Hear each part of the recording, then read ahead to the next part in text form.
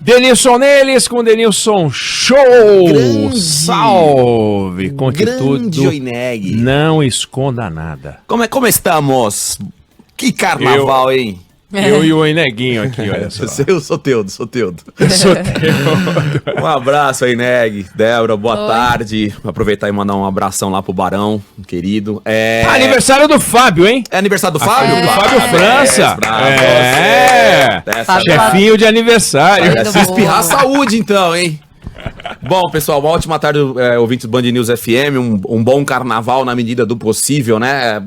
Esse final de semana foi um final de semana tão tumultuado, né? A gente já tá falando muito, né? A Band News FM, a Rádio Band News FM cobrindo muito bem e trazendo de todas as formas a melhor informação em relação ao que tem acontecido na Rússia com a Ucrânia. E aqui no futebol também não tá legal, né? O futebol tá o final de semana muito, muito triste, assim. Eu vivi disso, a minha carreira foram 16 anos como atleta profissional, já são 12 na área da comunicação, né? Com o esporte, diretamente com o esporte. E mexe bastante quando você vê o torcedor indo pro confronto com o jogador dentro de campo. Foi o caso lá no Campeonato Paranaense. O Paraná acabou sendo rebaixado. 10 jogos, tem uma vitória e um empate, então decretado aí pra Série B. E aí o torcedor invade o campo e vai pro confronto. E na semana passada a gente terminou a semana, enfim, não participei aqui na reta final da semana passada, motivos óbvios, né? A cobertura aí da guerra lá da Rússia com a Ucrânia.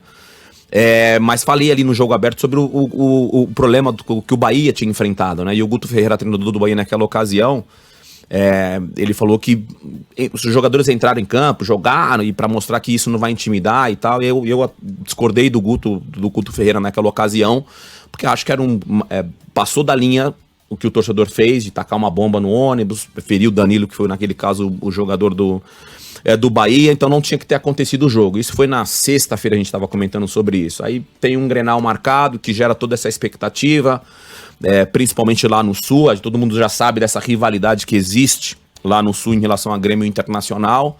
E aí, mais uma vez, né, o vândalo, sei lá como é que a gente pode se dirigir a isso, porque eu não quero falar que isso seja o torcedor, porque não faz parte, acho, da torcida nem do Bahia, não faz parte nem da torcida do Internacional, alguém que vá ao estádio, em volta ali dos redores do estádio, para tacar uma pedra no ônibus, para agredir um jogador de futebol. O Vila Sante, nesse caso, foi o que saiu mais prejudicado.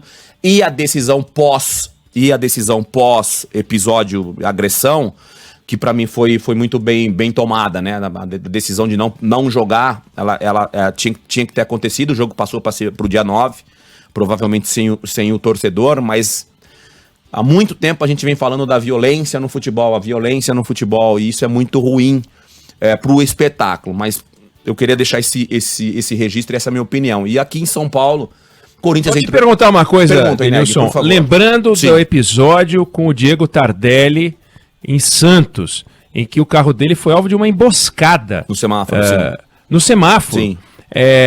E a pergunta que eu te faço é o seguinte, qual é a medida para evitar esse tipo de coisa? Você vê coisas do futebol inglês, você vê violência entre torcidas e tal. Agora, é um absurdo. Você jogar uma pedra, você pode matar. Aquilo que aconteceu no Bahia foi uma tentativa de homicídio. A hora que você aponta um rojão para um ônibus, o seu objetivo é ferir, é matar, se possível, enfim. E aí? Identifica o cara. Como é que resolve um negócio desse? Ou você tem uma punição brutal, assim, proporcional à agressão, você não vai parar nunca. Essa é a minha linha de raciocínio também. Imagino que de todas as pessoas que trabalham com futebol, todas as vezes que a gente entra nesse assunto, vem a palavra impunidade.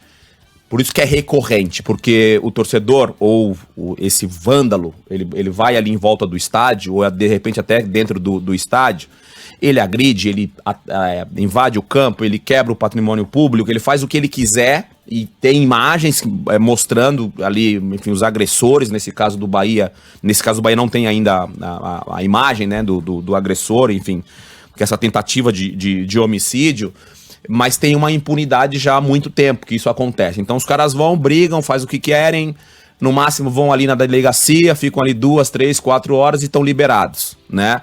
A partir do momento que você começar a prender prende o cara e tem que banir esse sujeito de entrar no estádio de futebol. E uma outra coisa também, Weneg, que eu acho que é importante, você, por exemplo, a gente vai num estádio, a gente vê, você que é o torcedor, você que é apaixonado pelo time, você vê alguém tendo essa atitude, você não precisa mostrar o rosto e nada, mas ajuda a identificar. Então, acho que essa união entre os torcedores, ela precisa existir, porque, obviamente, você não vai querer botar a tua cara, mostrar o teu rosto, porque você fica com medo e é super compreensível, ainda mais no mundo que a gente está vivendo hoje, mas de alguma forma tenta, foi fulano de tal, eu vi, tenta descrever e a gente tenta, e aí eu acho que as coisas vão ir melhorando, se Deus quiser. Eu acho que isso tem que acontecer. Prisão, quando se identificar, e banir o cara do futebol e não tem que entrar em estádio, nem aqui no Brasil, nem em nenhum outro lugar.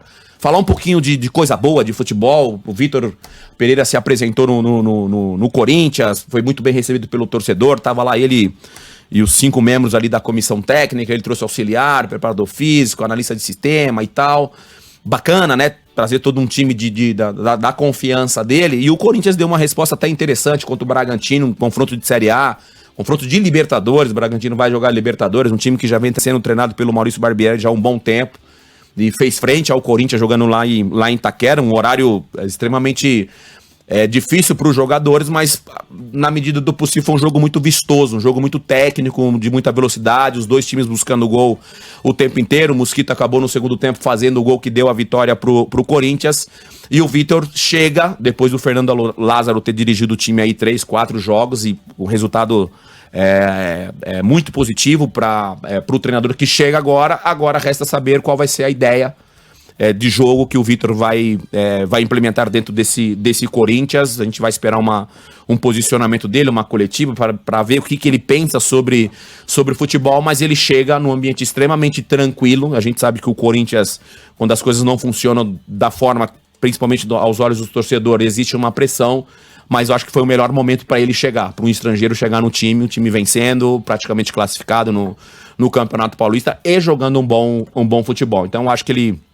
vai conseguir ter uma certa paciência e implementar a ideia dele de jogo. Dito isso, hora de almoçar?